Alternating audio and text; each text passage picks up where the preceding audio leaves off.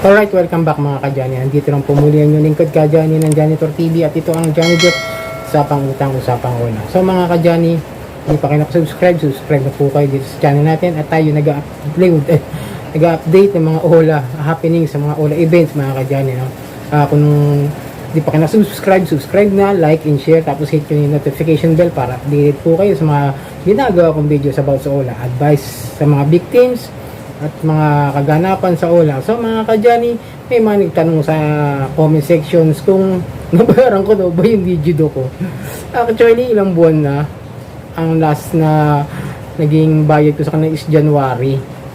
Kasi December yung huling hulog ko, tapos January nakapaghulog pa ako ng 3,000 something. Basta nasa 5,500 na nga mga ka-Johnny. Ang utang ko ay 3,500 mga ka-Johnny. Basta mahigit na sa 5,000. Tumubo na sila sa akin doon. Pero ano nga ba nangyari? Update ko ba? I-update ko na, no? I-update ko na. For almost 9 months, dahil September na po ngayon, halos matatapos na. January pa yon. So, nangyari, mga ilang buwan sa January, nakatanggap pa ako ng mga email, ng mga text na ino-offer nga ako, principal amount na 3,500, balik ko raw. Ibalik sa kanila. Pero after that, mga ilang buwan, January, February, March, yun.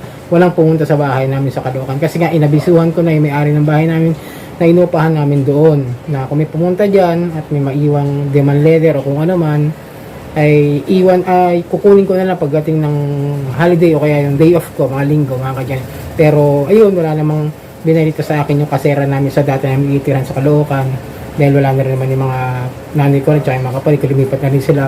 Pero yung may-ari ng bahay is nakakausap ko pa rin. At wala namang sinasabi na may nagpunta, wala. As in talagang clear, siguro dahil sa 3,500 lang at 5,500 na halos may higit yung aking nabayaran sa kanila, ay hindi na sila nagtangka pang pumunta. Pero panay-panay yung text nila sa akin na nagpa-file sila ng small claims sa akin ng mga bandang March at April. Tuloy-tuloy yun. Tapos panay yung tawag. Tapos noon, after that, tumigil na ng ilang buwan, pahabiw-hapyaw na lang mga ka-Johnny. Parang alam niyo na yung paunti-unti na lang yung text, paunti-unti na rin yung calls. Then may mga emails na ano. Ang malapit nga ng mga ka-Johnny ngayon mga ka-Johnny. Ito mga nakaraan, ilang buwan ko napapansin, panay ang email sa akin ni Digido na nag-offer ng loan. Hindi ko alam kung anong purpose. Siguro para mahuli lang na kung active pa ba ako o hindi, yung active pa ba yung email ko o ano. Kasi siyempre, sabi ko kasi nagpalit ako ng number, di ba mga ka-Johnny? Kaya siguro din nila makontak. Sinusubukan nilang madagit ako sa email, pero hindi ko pinapansin dahil alam ko naman yung ano nila, purpose para mangutang ulit. Ayun, pero hindi ko na sinubukan kasi ayoko na subukan yan, ayoko ng problema, ayoko na dagdagan pa yung mga udyotangers natin mga ka-Johnny. Ayoko na dagdagan yan at ayoko na rin mag-isip pa ng mga babayaran. Kasi gusto ko ngayon mangyari is bayaran ng paunti-unti lahat yung naiwan ko. Ngayon, ang naiwan ko na lang talaga ito. Yung Gcash ko nag-offer din naman ngayon pero parang principal amount na rin yung binibigay niya sa akin pero hindi ko sure kung mababayaran ko siya ngayong month na to ng September dahil papasok na yung October, panibagong bayaran naman ng bahay. Pero maliit lang mga ka-Johnny, maliit lang in-offer niya sa akin as in principal amount na lang kasi ang utang ko sa Gcash naman is nasa 2,000 lang naman ang nahiram ko. Siyempre 5 buwan yung offer sa akin doon, 500 weekly, monthly. No? 500 monthly. Ngayon nag-offer sila, pabayaran ko na lang is 1,300 plus. So, hintayin ko lang mga ilang linggo ngayon kung makakapagtabi ako. Kasi, mga ka-Johnny, sabi ko nga sa inyo, hindi ko basta-basta maibigay yon dahil nga, ang ATM ko is nakasanla. Kaya, ito yung dahilan kung bakit nahihirapan pa rin ako magbayad ng paunti-unti. Dahil kailangan ko mag-snowball method muna. Yung paunti-unting bayad para mabayaran ng buo na. Kung papayag sila ng ganun. Pero kung sa Gcash, siguro niisip ko nga sa Gcash, baka maaaring ganon yung bayaran na lang ng paunti-unti tapos hanggang sa tapos pero may pera na ako ng kunwari 500 or 600 maaaring bigay ko ng ganon weekly, kaya kong gawin yun. So yung mga kanyan nag-offer sa akin si Gcash, kaya kung may mga utang kayo sa Gcash na malalaki, di ko alam kung paano gagawin, no? Kasi ako yung umutang na malalaki sa mga ganyan kasi si Gcash is ang sistema niya ngayon is 1% per day yung kanyang penalties mga ka-Johnny. Yun ang sistema niya. Dati kasi 100 pesos per day pag overdue.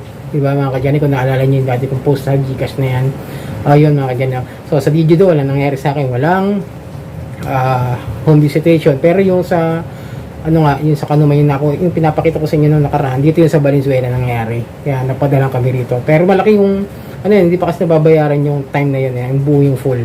Kasi sa akin naman, magkaiba naman kami ng nangyari na situation yung sa partner ko, sa asawa ko, mga kadyan, yun. Kaya, yung experience niya, ito yung experience ko, wala akong naranasang papel, wala akong naranasang, pero kung, ano, baka, alam ko, darating yung time, baka text ulit yan o tumawag pagka binili ko yung SIM card ko. Pero sa akin, hindi ko muna ginagamit yung luma ko yung SIM card kasi ayoko mo yung may tawag ng tawag eh. Kasi baka mamaya bumabalik yan mga ilan pa. Pero ngayon, tingin ko talagang hindi na masyadong magtatawag ulit yan. Pero ayoko muna gamitin. Bayaran ko muna yung Gcash yan mga kadyan. Payo ko sa inyo. Kaya sabi siya, huwag nyo basta-basta papasukin ng mga online lending. Kung ayaw nyo magka-problema, ayaw nyo mag sa utang, ayaw nyo madama yung mga nasa contacts ninyo. Huwag niyong tutularin yung mga farmer natin dyan, na mga halos ang titindi ng mga farmers ngayon mga kadyan. Wala talaga silang kaba, takot, ano, talagang halos nababasa ko rin sa Facebook mga kadyan, no?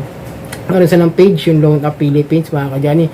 Kung pupuntahan yung Facebook page na yon, ako doon nyo mababasa kung gaano katitindi at wala silang pakialam doon sa mga lehitimong biktima na nagkaroon na ng problema sa online lending, like mga binalita na meron yan, di ba, yung matanda na humiram lang ng 2,000, tinakot, hinaras ng agent o collector agent sa tawag, ayun, may masamang nangyari, inatake sa puso, ayun, na sumakabilang, alam nyo na ibig sabihin. Kaya sabi ko, yung mga ula farmer na to, kapal na mukha. Karamihan sa mga farmer, mga kadyan, mga walang trabaho yan. Totoo lang, napapansin ko. Kasi, ikaw ba naman gagawin mo araw-araw, ganyan lang na, no? Magungutang-utang ka, tapos aabot ka ng 30 ola para lang magkapera, di ba? Tapos, wala kang kakaba-kaba na maharas ka, maanuhan ka, padalhan ka ng kung ano. Yan yung mga tiyatawag talagang ano na, scam na rin nila yun. Mga, kumbaga, nagharap yung scammer sa scammer, mga kadyan. So, yan mga kadyan, i-update ko lang kayo sa kaganapan dito. So, sa susunod siguro hahanap naman ako sa Play Store o sa iba kung ano pa yung mga active na mga OLA na hanggang ngayon kahit na may indices tsaka yung mga na-read, hanapin ko ulit, baka meron na gumagana pa rin ng pasimula, pero alam ko meron pa rin mga kadyan. So yun, ito yung lingkod ka Johnny ng Johnny Tortiba, ito ang Johnny Depp, usapang utang, usapang OLA.